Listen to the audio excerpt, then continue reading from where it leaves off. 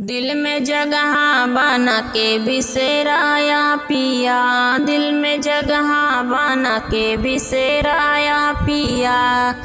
तब तो कहा हमरे बागा बगीचा, तब तो कहा हमरे बागा बगीचा।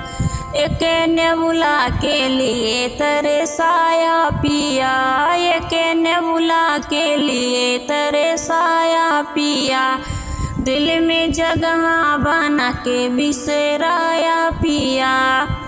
तब तो कहा हमरे महला दो महला, तब तो कहा हमरे महला दो महला। एक खिड़की के लिए तरसाया पिया, एक खिड़की के लिए तरसाया पिया। दिल में जगह बना के बिसराया पिया।